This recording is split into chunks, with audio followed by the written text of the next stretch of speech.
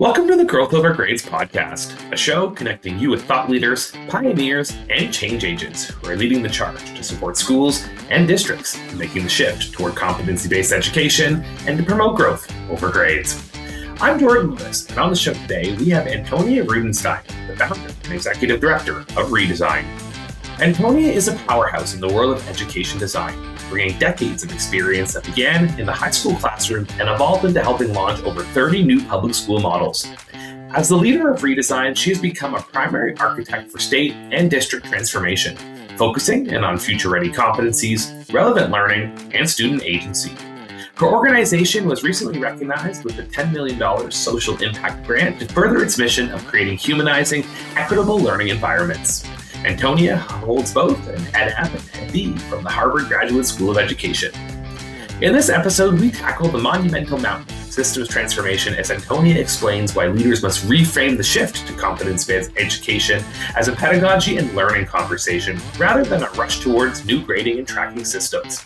We discuss her bike riding analogy, the idea that we shouldn't build an assessment apparatus to measure students before we have intentionally helped them learn the skills they need. Our conversation dives into 3 highest level pedagogical practices that transform traditional teaching: the importance of building agentic adult learning models that mirror the curiosity-driven process we want for students, and how simple AI tools can bridge the gap between schools and industry partners. Finally, we explore how to choose or customize a competency framework grounded in learning science to ensure students can truly flourish beyond arbitrary grade-level standards. Now, to my conversation with Antonia. Antonia, thank you so much for joining us here today on the show. I'm particularly excited about this episode because we're talking all about systems transformation here today. A big topic to unpack, but one that we're going to dive into with gusto nonetheless. Antonia, welcome to the show. Thank you so much. I'm so excited to be here with you. Okay, we're going to dive into some big things right out of the gate. And when we're talking about transitioning to a competency-based system, districts, we hear often rush to figure out, the grading and the tracking when we're talking about a systems shift. And I'm curious from your perspective, leading systems transitions, why leaders need to reframe this as a pedagogy and learning conversation first, rather than just one purely focused on assessment. Mm-hmm. That's great. I love that question. A lot of the work that I'm doing with leaders and have been doing for the last decade, but it seems very particularly a topic right now, is exactly that question of where is your starting point? And the way I like to think about it is you would not assess a young person on learning to ride, on how well they ride a bike before you gave them a chance to learn how to ride the bike. And before you very intentionally found some ways to help them learn how to ride a bike, or they found their own ways, right? They could be self-directed. But if you begin with the assessment system, you build a whole apparatus for measuring how good they are, then you often, it's not that you don't want to begin with the end in mind. You do. You want them to ride a bike and that they want to ride a bike. But if you start with building that apparatus before you figured out the learning apparatus, the penalties fall on the students. We assess them before we've actually helped them develop the competencies. And we saw it with the standards movement in the 90s and in the early 2000s. And we are now seeing it again in the competency-based education space. And really, the opportunity is to focus on learning how to develop competencies, and for the adults, learning how to help young people develop competencies. And then we find the moment of when will students demonstrate their competency and how will they demonstrate it? And we build, so we know where we want them to go, but with the assessment, but we focus the attention first on both adults and young people figuring out what are these competencies and how do I get good at them? I'm wondering if you can share, what that could look like, because I know in theory, having this backward design of, we have to get to a measurement, but we need to first understand what the competence is. I mean, it sounds kind of it makes sense on paper. It sounds easier on paper, but in practice, like what could it actually look like? Yeah, I'll tell you what happened in the state of South Carolina, where we got to partner for 5 years with the State Department there, the State Department of Education. It was led by an incredible group of visionary leaders who really understood that the way to roll this out was to help it become real in the classroom first, to help teaching practice shift, learning practice shift, to change what was the focus of what was happening in classrooms, it was not to avoid standards, it was to integrate future ready competencies with standards. So we were saying, here's the content we want kids to learn, and here are the competencies we want them to develop as the tools for working with the standards. And it was all about shifting inside classroom practice and leaders learning to think about what does it look like inside classroom practice. And what happened at the state level, because these leaders were really so incredible, was they would come and watch us do coaching of teachers and leaders inside classrooms and schools. For 5 years they did. Every meeting we had, they were there, not to evaluate, not to assess, as learners. So at the highest level, they were modeling what it means to be a learner as the system starts to change. That the learning is first. And then what they started to do, there was this feedback loop, right? Because if you're at the state education department and you're going in classrooms and you're seeing the impact of your policies every day on kids and teachers, you then go back and you start fine-tuning and developing policies that will actually support the competency-based work that's happening in the classrooms.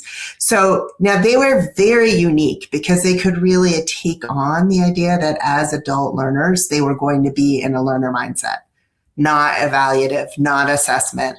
They weren't going to get out they didn't design a new teacher evaluation rubric and start holding teachers to it. And they weren't going to set up a system for kids either, right? It was really what does it look like when you start releasing responsibility to young people and agency develops, when students feel more engaged, when they develop self-efficacy, and then everything starts to shift around that. And the same thing with the leaders in the schools.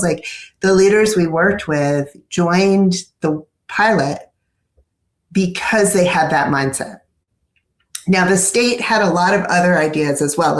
So they had an intensive support that we led, but they also had school visits that you could go and see. They had grad courses you could take. They built a whole array of options that were all about adult and young people learning. And that was what they did for quite a few years. And they knew they were going to build an assessment system, but they needed to understand what the learning was going to look like in order to decide what the assessment system should look like. Now, I'm curious because as we're thinking about this shift, obviously the modeling and the lifelong learning is an incredibly important component. And, too often we hear that teachers get stagnant in their practice. So I love that we're able to bring in these new models and to sort of reinvigorate why those became teachers in the first place, but it does require them to really shift their skill set as teachers. Mm-hmm. So, what does it look like for that sort of skill set and that mindset to shift as these systems are changing? Okay, I love that.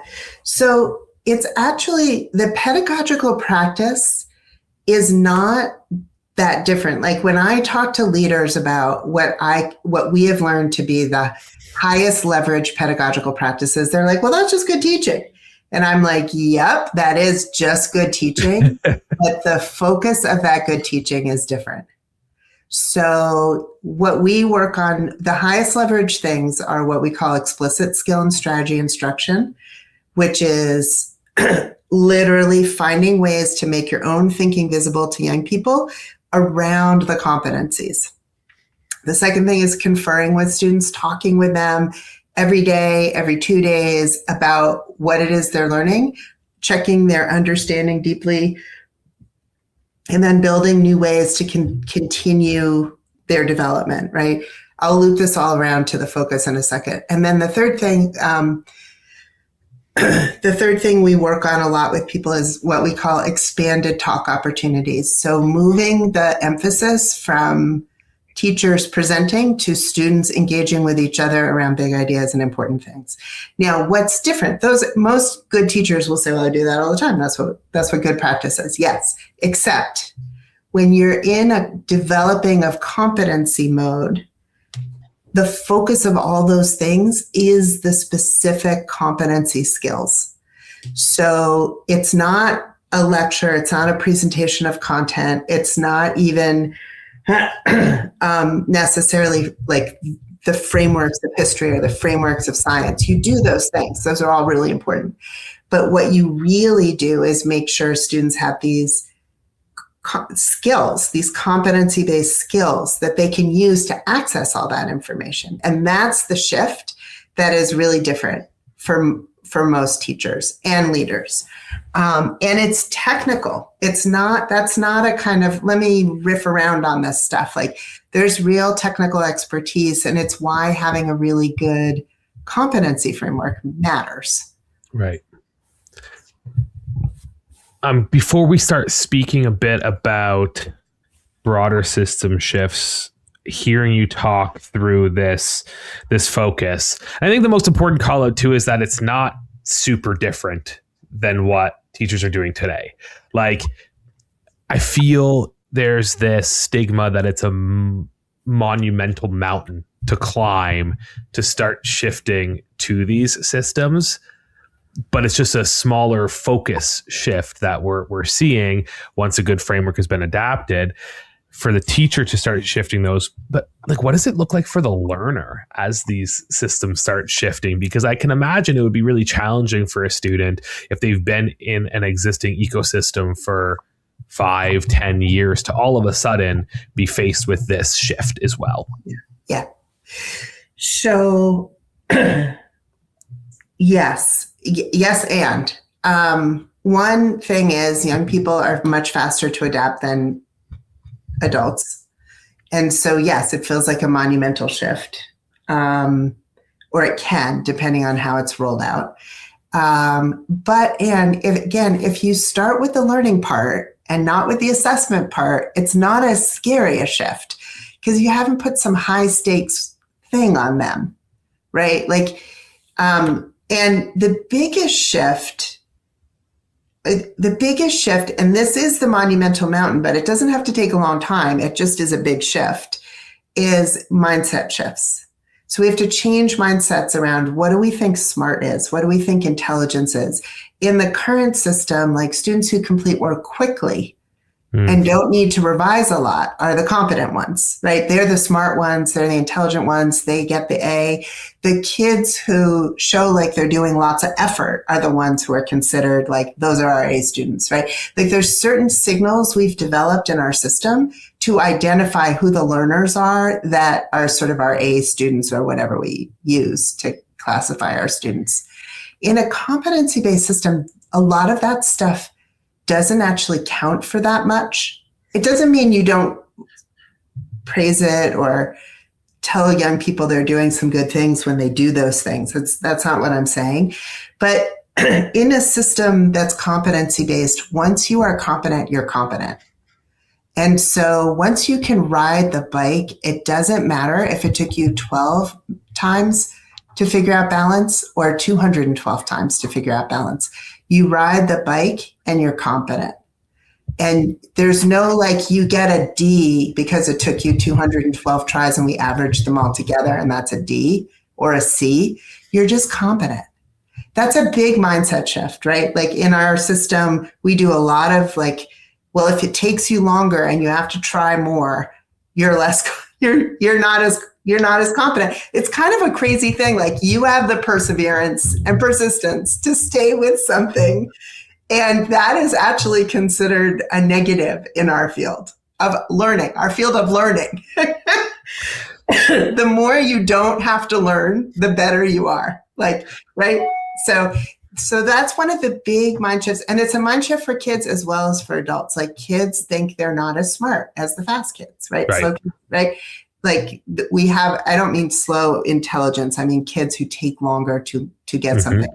right? We have a value judgment about that, as opposed to just like, well, you're taking more time on this and you're much faster on this other thing. So we have all kinds of value judgments that have to shift in a competency-based system. And those, one, they're hard to see because we grew up with them. So that's huge. Just even learning how to notice the air we're breathing or the water we're swimming in. And then two, actually putting different ideas, different words, different ways of talking about things into our ways of interacting with students, and for students going home and telling their parents. And their parents saying, wait, that's not what I understood good was. That's not the system that right? There's a whole, it's a much bigger mindset shift than it is almost anything else. Yeah, I could see that being scary, especially when so much of what we've as teachers have been trained in is, stick to your pacing guides, stick to your unit plans. Yeah. And all of a sudden, you now are personalizing the learning journey for each student and providing them with those resources. It could be challenging and it can be tough, but it's proven to be really fruitful on the learning, because this is a learning conversation more than anything else, right? And I can see that. And, as a leader, we've talked about modeling some of these things to help bring about change, but what other factors might a teacher do, perhaps from like a professional learning standpoint, to start instilling this mindset shift? So mindset shifts, it's actually difficult from a professional learning perspective to take on the mindset shift, because there's actually very little out there that talks about this. It's actually very hard to find, except in the grading realm. Like, there are people who have written about grading, the shifts in grading. And that's sort of and that might be another reason why there's such a drive towards that, right?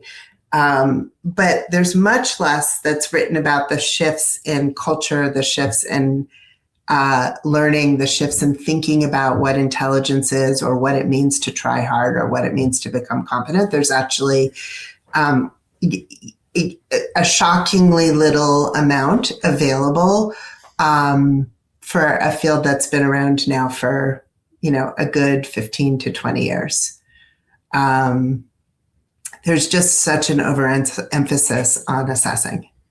And it's almost like that's all there is in the conversation. Right.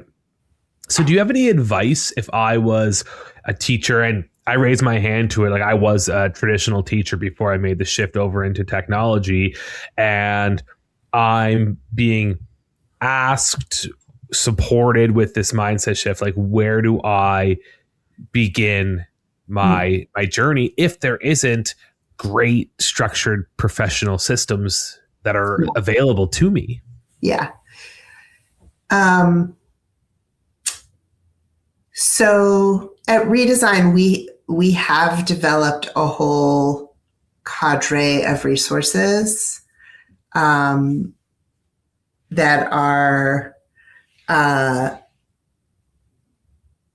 designed to help teachers and leaders kind of move on this journey in a competency-based way. So, in most adult learning in our field, I don't just mean competency-based education, but in education generally, what we design for people are either courses or in-service professional learning. And we've spent a lot of time at reDesign trying to think about ways that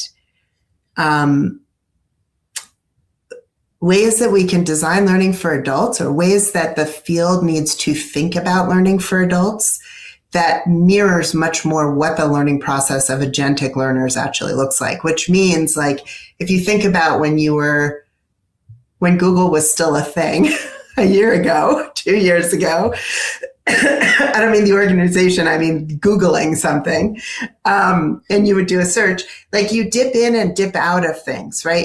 You go to the thing that attracts you, whether it's like, oh, I want to watch a video right now, I don't want to read something, or it's like, that title really speaks to me, or that blurb, or that piece of research, right?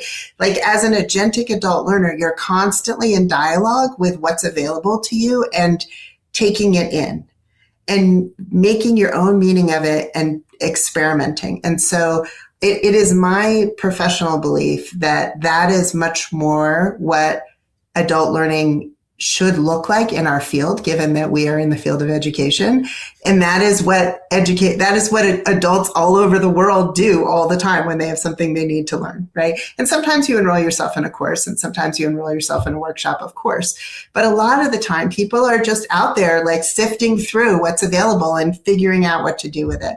And so we're actually like trying to invent, what does that actually look like? Right. How do you design things for adults that actually get to that then becomes something you can mirror with young people, because we want to teach young people to do that same thing, right? And all of that work depends on having judgment and discernment, right? Knowing what interests you, being able to say, oh, that interests me, I'm going to explore that. That's a skill. That's actually a learnable skill that we take away from most kids, because we say, here's what you need to read, and here's what you need to write about what you read, or here's a presentation you're going to be given. Like, we take away a lot of those decision-making things that are the things that lead to agency. And I'm not saying, again, like, I'm never an all or nothing person on this. I'm like, sometimes we should tell kids what we think they should read so we can all talk together about something. Right. Or because there's something really important we should all know and understand. Like, I'm all for that. And I also want young people to be able to use their own skill and judgment to figure out what they should be reading and understanding and figuring out about the world. So it's always, for me, a both and. It's never like, whoosh, let's throw it all away and start over. It's like, and there's a whole set of skills and competencies that we as a field have underdeveloped and under-acknowledged are essential. And they're even more essential in the age of AI. Absolutely. I mean, I think we're seeing that both from a human-centric and a durable skill basis, that we need our students to dive deep into this development. I was chatting with somebody recently, and they said that their durable skill portfolio is going to be their future readiness success backpack. And that, it was a term that resonated heavily with me, because it's critical for what they need right now. And this narrative of maintaining the human-centric aspect in what we're doing, I think is a really important call out. Yeah. But just to sort of pivot slightly, we were chatting offline before this about, schools making shifts, and whenever you bring about the term, competency-based, people just immediately assume like, oh, we have to drop everything and we're going to make full systematic change. But when we were chatting before this recording, you were letting me know that, hey, it doesn't always need to be all or nothing. Like, we can blend in aspects of this. And if a school starts to really focus on improving learning experiences, but they never get to a full CBE grading model, it's still a really big win for that school and for that system. So just tell us a bit more about, why is this so important? Why is this still a massive win for them that should be celebrated?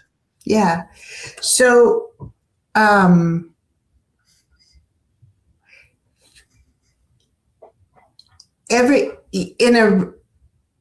a system that's really oriented around developing competencies, and when I talk to people, I usually just say, what do you want young people to get really good at?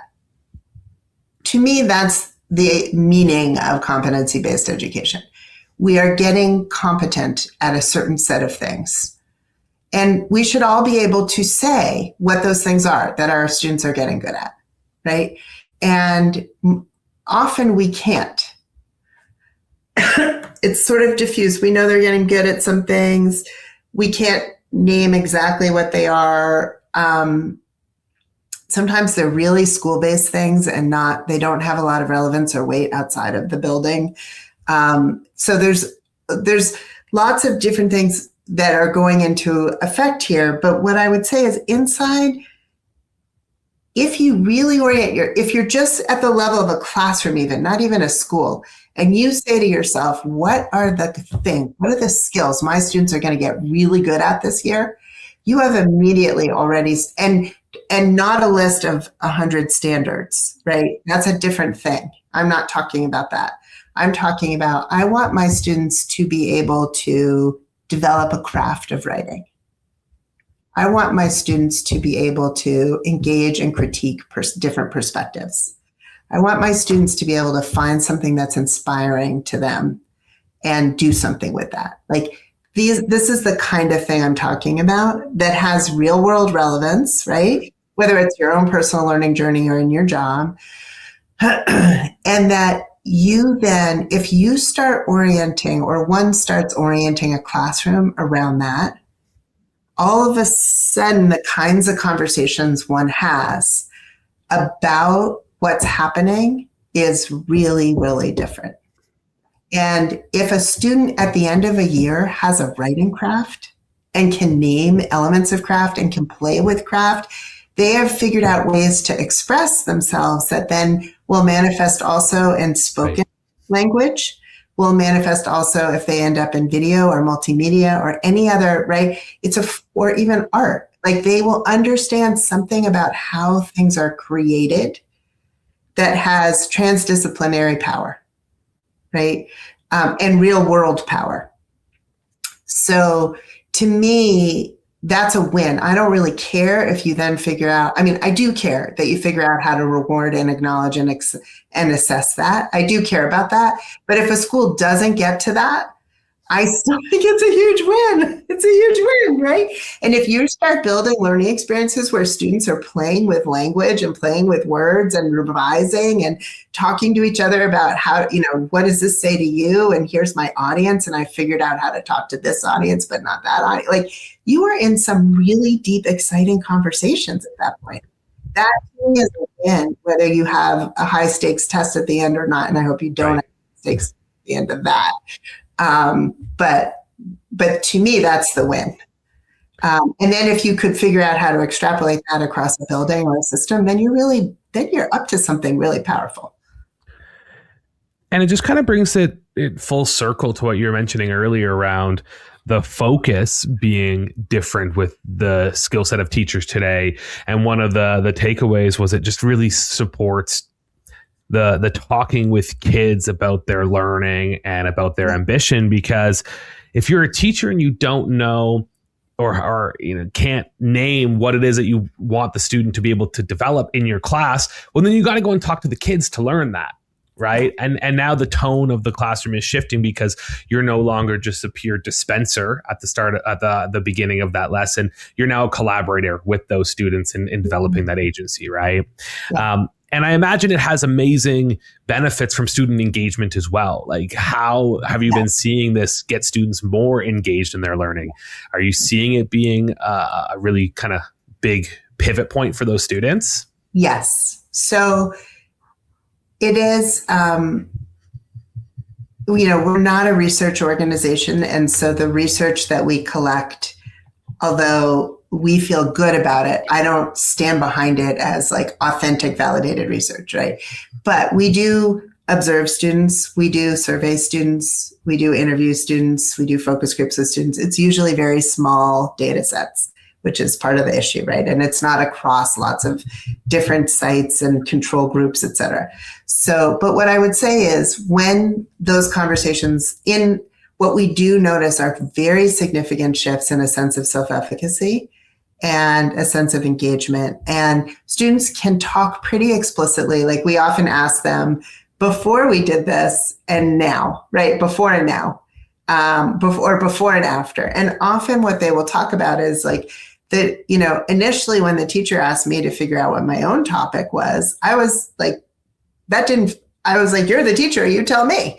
Or I was like, I don't know. And I felt very nervous and anxious because I never figured that out myself. And now I expect my teacher to let me figure out what my topic is because I understand something about what I care about. Even if we're in a topic that she thinks is important, I might have something I want to say about that topic and I expect to be given the opportunity.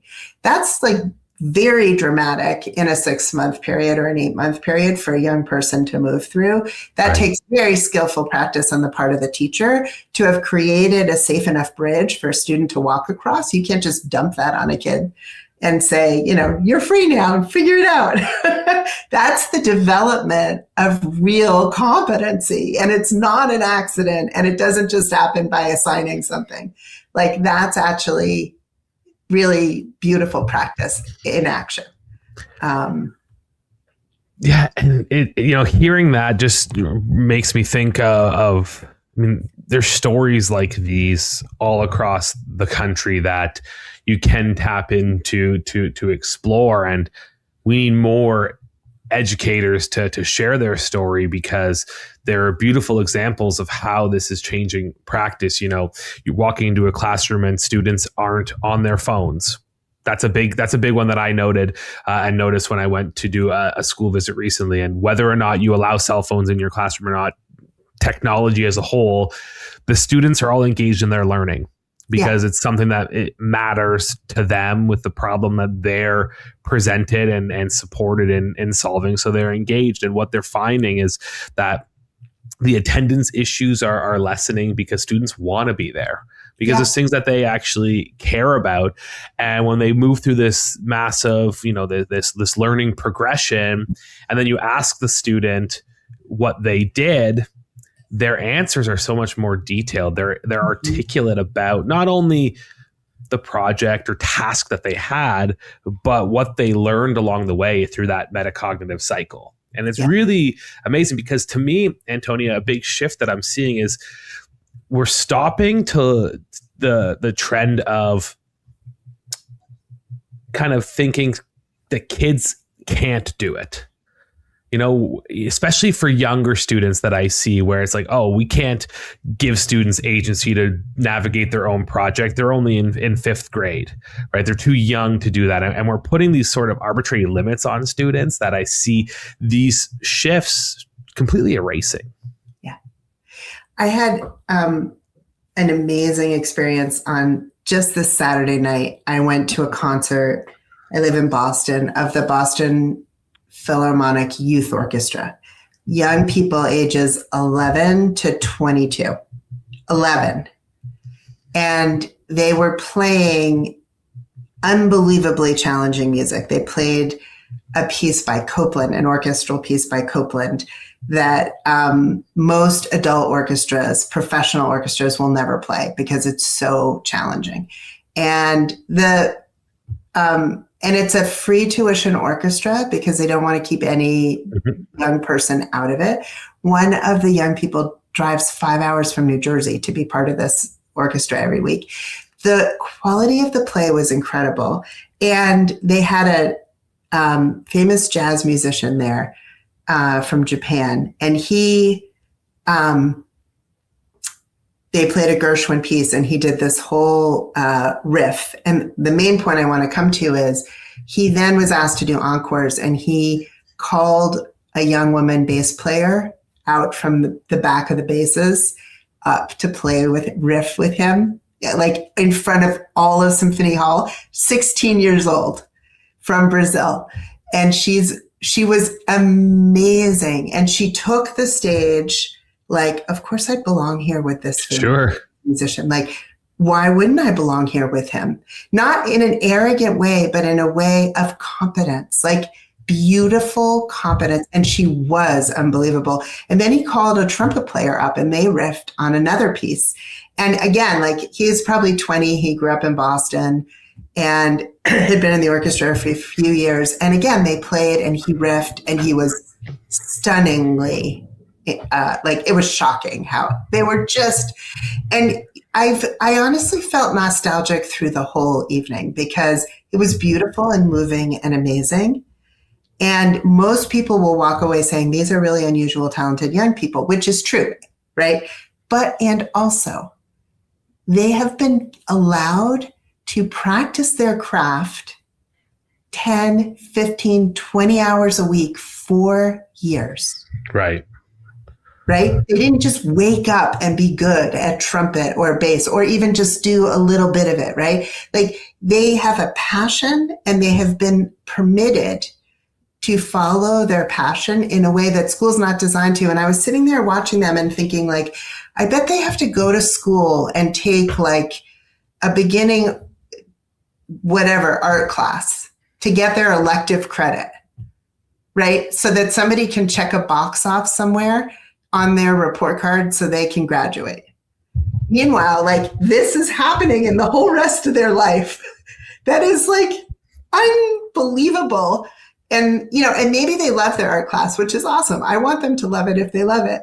But is it a checking of a box, or is it I'm loving this, or I'm exposing myself to something really new and amazing and it's good for me to try that? Like that, there's lots of different reasons why people have to do these little intro elective class, you know, but there's so many young people that is not an opportunity, right? And it's not just an opportunity, an issue of means. Like these are a very diverse group. There's kids from Cuba, there's kids from Brazil, there's kids there's a young man who just came from Korea like 6 months ago. Like this is not an orchestra of means. It's an orchestra of commitment.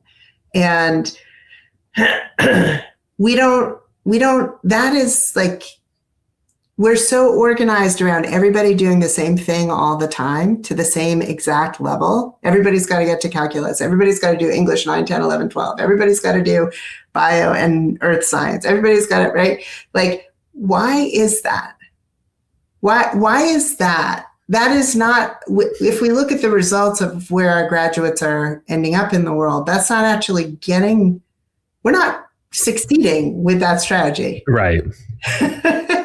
But why not try it different? Like, why not figure out what the young person is actually really talented at? Like the 3 or 4 things, not one thing, but the 3 or 4 things, and really allow that to flourish. Well, and then, you know, connecting it back in then to what they're learning with standards, right? And I think of the music example, because as a musician myself, when I was in grade school, you would do performances and everything was relatively isolated into what we were doing in school, in music class. And that was great. And it checked the box and you went through and you did that. But as I went into post-secondary with music, it really expanded because we started having great integration into other areas. Now, yes, I understand it was a heavily focused course. You were in music, but what we were learning in performance leaked into what we were doing in history, what we leaked in to do in all these areas. And the coolest experience that I had when I was in school was when we got to apply it all in one. And, you know, it was a very theoretical course that ended with a heavily experiential learning opportunity. And to this day, when anybody asks me about, you know, going to music school or doing any of these things, that's the first thing that I always say is I got to do this. I got to take a piece of piano music. I got to orchestrate it, and the symphony orchestra of the city got to perform it while I conducted it. And in doing this, it was a culmination of 4 years of education in one. Right. And it was just an amazing experience that I'll have for the rest of my life. But when you reflect on it, you had to learn a lot of things to get there. Yes. The communication skills that I needed to have to, in real time, address issues and questions and problem solve them in real time and critically think. Like, those are the things, right? So it makes me just starting to think, Antonia, when we start thinking about like work-based learning in our schools in general, right? And, you know, not to lean into too much about the assessment and measurement around these things, but a big challenge I hear is how do we at the end of a work-based learning experience be able to check that box and give the student what they're needed from an assessment lens, right? So, you know, in some of the work that you do, you speak about allowing industry folks in as mentors to help validate and assess work-based learning. So, you know, what does it look like to start welcoming them in to the classroom and collaborate with teachers on that language to better support students with work-based learning experiences. Oh, I love that. That's so, and I want to make one clarification, like when I'm using the word assessment, and not anti-assessment, I believe we need more nuance to it, right? So what I believe in are demonstrations of competency, which we would call an assessment. It's just that when I say the word assessment, people have in their minds, how do I get my rubric out and check things off? And it probably should be a test or a written thing. We lean heavily towards anything that's written, right? Right. And so I think, one, we should look for demonstrations of competency wherever they are. I look at the students playing in the orchestra, and I look at the conductor, and I look at the jazz musician, and I'm like, they have identified competency. Do I need a music teacher also to identify that? Or could the music teacher just come to the concert? Right? A very challenging concert, right? And then, oh, okay, I got it. Right? So that's an assessment. And so I just think we need to kind of reclaim the word assessment as a demonstration of competency. And also an opportunity to become even more competent. Like a lot of students talk about studying for exams as actually a very profound and powerful synthesizing moment. Not so much a multiple choice study for exam, right? But like you pull all these ideas together and then you have to think about them in some really powerful way, and you have to look at the thread of a whole study. Like I'm all for that, right? And I don't like that's what I'm for. It's like this really meaty, juicy exploration, synthesis of ideas at the highest level of Bloom's taxonomy, or the low, at the depth of knowledge 3 and 4, whatever it is. Like that's what I want us to reclaim and really like get in the weeds on. And that's what I think the opportunity of something like CBE is, because it's tools for getting into that. So when I think about employers, I feel like there's your perfect workspace, right? Like there's your place to demonstrate, I can work on a car, I can do something with clean energy, I can make an invention that can, oxygenate the ocean. I can, like, there's so many things, right? I can learn how to be a chef in a restaurant. I mean, there's so many, graphic design. I mean, it's nursing. I mean, just, oh my gosh. These are the places where students can demonstrate, another set of places where students can demonstrate competency. But we need a common language. And it's, again, like, to me, the design of the competency framework needs to have language that resonates across, right, the school professional divide, so that people can all say, like, oh, okay, the student's going to do this at your workplace, right? They're going to work on these things. And then I want to then, without it being too heavy a lift on the industry partner, I want to have you be able to tell me how the student is doing on those things, so that I will do all the like paperwork behind the scenes at the school, right? But you tell me, like, how good are they at communicating? How good are they at taking in information and synthesizing it, if that's what they're doing for you? How good are they at, if it's a graphic design internship, at actually like creating designs that somebody wants? Like, can they notice who their audience is and actually build something for an audience, or is it kind of random and whatever? So like those are the places, and you need a competency framework that becomes the bridge between the two, that's not overly complicated. And so like one example I have in my mind always is like with AI, we can build little tools. Like I built a tool for a workforce development org, or an org that was having kids do placements in different industry, where all the person at the work site had to do was write in a sentence. I saw Raul talk really kindly with a customer today. They were confused. They wanted to return something. That's all they had to say. One sentence, two sentence. And what got spit back was like, here's a competency that Raul's developing. Here's where they were really strong. And then the workforce person could type in, how would I support Raul getting to the next place? Right. And then it spits back 3 ideas. Done. You don't need to know that, like as the industry partner, you don't even need to know, like you work through the pieces with a school or whatever.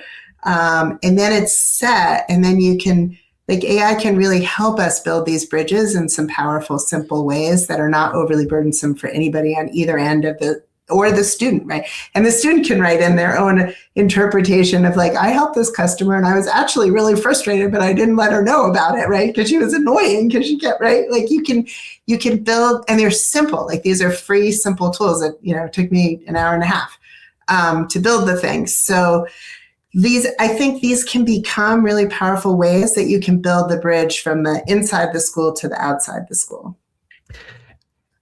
And as we further progress into more work-based learning, it's just going to become more pivotal to further bridge that gap and create community partnerships with these industries, because it's just going to be, when I think about school in 15, 20 years, I see like a very thin, blurred line between kind of modern schooling and then the industry, right? Like that's why I love choice programs where students are fluid in their schedules. They're in and they're out, and they're, it makes sense because of what you had mentioned. We want students to be able to start synthesizing these big ideas. And every time I get to interact and see those schools, I just think, man, I wish I had, like, my school was like that, where I could have, been tasked with a problem, given supports and resources to go and try to create a hypothetical scenario to solve that problem. Like that's what the kids want to be doing right now. But earlier, Antonia, you mentioned that, a really important factor to all of this is picking the right framework. Mm-hmm. Right. And if we don't select the right framework, it'll be more challenging to bridge that and to kind of create that connective tissue. So how might a district know like what framework is right for them when they're approaching this? So there's a bunch of different questions that I like to ask people to think about when they are going to choose a framework. First of all, often districts want to create their own framework. And I usually have 2 thoughts about that. Is one, like, if that's really important, okay, try. But most districts who do try, or many districts who do try, realize like it's actually very technically specific work. It's very time consuming. And it's a technical skill that you never use again. So you're spending a lot of time to learn how to do something that then you never use again. And given how little time is available for adults to learn in education, that often feels like the benefits are outstripped by the costs, right? Like, sure. So that's one of the big questions is like, how important is it really for this to be your own thing? The second is, what research are you going to draw on to inform you? What are you looking at that's going to help you make sure this is something kids can learn? Because being driven only by your values and your beliefs is not necessarily going to end up with something that's learnable or teachable. So what body of research, what learning science research, what research about belonging and inclusion, what research about child and youth development is going to be drawn on? Who's going to do the research? Who's going to be at the table about that? So that's another thing. Then there's research that's related to like, who is your audience for your framework? Is it students? You would use I can statements. Is it your educators, like the standards, which is like students will be able to? Is it parents, in which case that's the kind of language? So your tone, your style, your accessibility all matter, right? Who is it for? Who's going to use this thing? To me, I have a very, very strong preference that it be student friendly and student accessible, because I want them to own this. Like my own values about student agency and efficacy require me to be oriented around Right. language that's accessible to young people. But that's not true for everybody. And that's like, people need to make their own moves on that. Often, if you're more organized around the assessment you're going to do, you would be more organized around the adults because they're going to design the assessment, right? So ETS just put out theirs on problem solving and creative thinking, collaboration, whatever it is. It's adult facing, but they're about an assessment. So that's another piece, right? Then you have to think about purpose. There's some frameworks that are more oriented just to high school. Right. Like the Durable Skills Framework, even though it's K-12, it's very much oriented around the workforce. XQ has one that, like people have some that are much, much better for I'm about to go to college or into the workforce. Are you a K-12 system? In which case, which ones actually really think about early learning, pre-writing, pre-reading? So there's a bunch of different things one has to really consider. And then there's like, who's your team that's working on this? And are you outsourcing to like a reDesign or a KnowledgeWorks or whoever? Or are you partnering, back and forth over drafts and language and words, which we've often done with clients? Or are you really doing it yourself? In which case, who's going to vet this? Like, are you going to have researchers vet this? Are you going to have industry vet this? Are you going to have parents vet this? Like, who's coming to the table to help you make sure this actually is going to work in the real world of the classroom? Right. So I think about a lot of those things. But to me, the child and youth development and learning science research is the most fundamental thing. Like, we're talking about something that's supposed to help with learning. The Common Core standards or the state standards, there was not a single learning scientist on any team that built any standards. So we are using something that's organized around grade-based progression, right? In kindergarten, you'll know this. In first grade, you'll know this. That's not grounded in learning science. The opportunity is to use competency progressions that are grounded in the learning science so that the appropriate tools can be used on the standards. Right. But if the learning sciences are nowhere in anybody's equation, we have kind of what we have right now, right? Which is kids who are stagnant standardized test scores, kids who are not progressing, right? The US competitively, internationally, nowhere, right? Like, that's kind of where you end up if you are not attending to what kids actually learn at different developmental stages.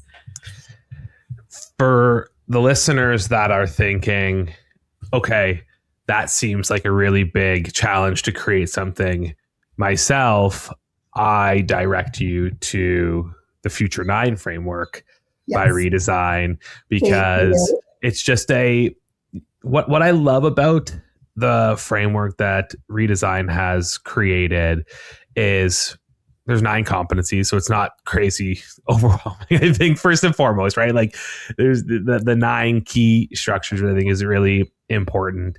It is grounded in some of the science. And for the listeners, like, go check out reDesign, check out the Future 9 framework, because you've done a really great job not only laying it out, but then how they can, see some of these accessible backgrounds around it, and how it can actually be implemented. And I think that's the support. Like, why recreate the wheel when there's really great structures that are available to you that are grounded in supports and grounded in the science to support learners. And I think, I love that call that you mentioned about, is it something that is suitable for your system? Is it a true K through to 12 framework? Is it more desirable or focused on, just 9 through to 12? Because that is something that I see happening. People grasp onto this concept or this idea, and they make large stretches to try to make it encompass their student population, which might not be the best scenario.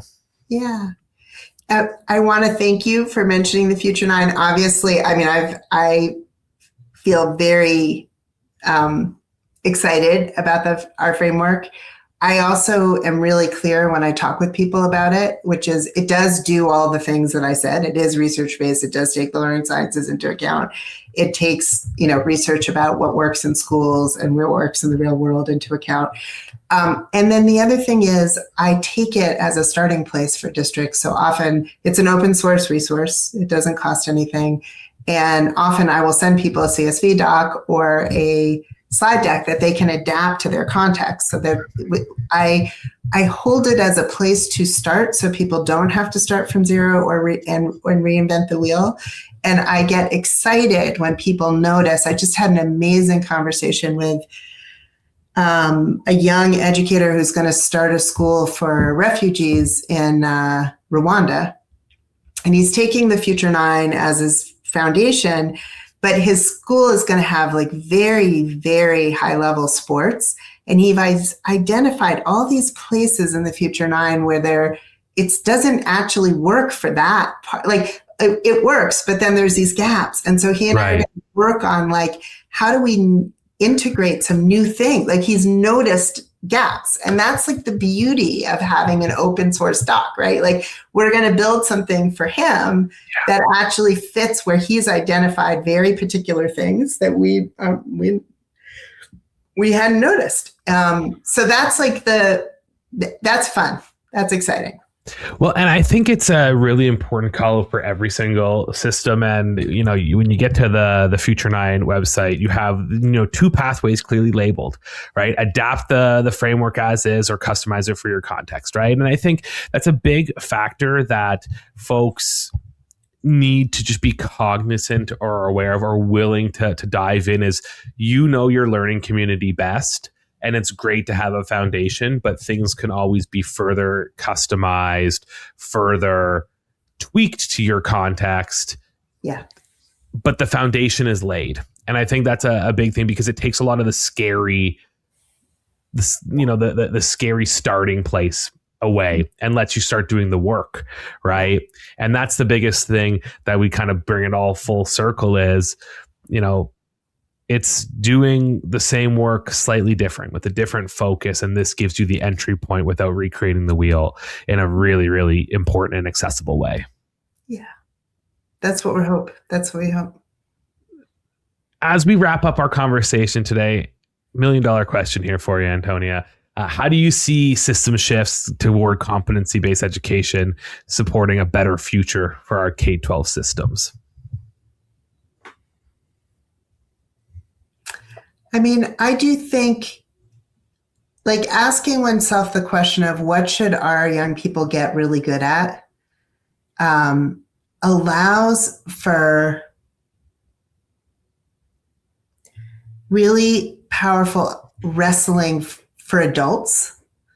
Like the challenge of the standards packages that we have is that they kind of take us away from that question, right? Like there's so many of them. You can't kind of say, here are the things we're going to orient around because it's like 112 standards, right? Or whatever it is. I don't know. And they lead us towards sort of everybody being the same, obviously standards, or standardization. I think we live in a world now where standardization at the level at which school is currently operating, AI is already way past that. So we must be in a moment where we really wrestle with what is it that young people should get really good at. And I don't purport to know the answer. Like I'm as running alongside of the AI question as everybody else, right? And I don't think we have no research to understand what's happening in the brain around, like, do students still need proportional thinking? Is that building anchors and schema in their brain that they must have? Do we all need to understand for ourselves something like the Civil War in the US? Or like there is really important content that we're going to need, and we don't yet know what the best way to develop that is right. in this current moment. Like we have to name them. We just don't know. We don't know what, how much, and how. And that's really scary. So I do think getting oriented around a few things that we do know, we know judgment, we know discernment, we know we need to have enough built schema that we can actually use judgment and make discerning choices, right? Like there's certain things we do know. We don't know a lot of specifics around them, begins to like maybe allow our students to build flourishing lives. But the idea of like the standardized base level, I don't see how that has relevance even now, let alone in 5 years. Right. And so to me, that's the, like, I don't know what it's going to look like. And I wouldn't trust myself anyway if I started talking like I did. But I do think that's the exciting and scary conversation that really all adults, not just educators, need to be engaged in. And I think then you could end up with something incredible. Like you could end up with, orchestras of 11-year-olds that are doing incredible music and art that looks like nothing we've ever seen before, and inventions for global problems and challenges that we can't even imagine. Like, I just think we could get there if we could, sort of do a little unfettering of kind of the chokehold of the system. We're talking about making systems shifts, changing the mindset to a focus-driven classroom. Antonia, thank you so much for joining us here today on the show. Thank you, Jordan. This was such a gift. So fun. That was the founder and executive director of reDesign, Antonia Rudenstine. Hey, thanks so much for listening to the show, and please make sure to hit the follow button on your podcast app so you never miss an episode. I'm Jordan Lewis, and you've been listening to the Growth Over Grades podcast.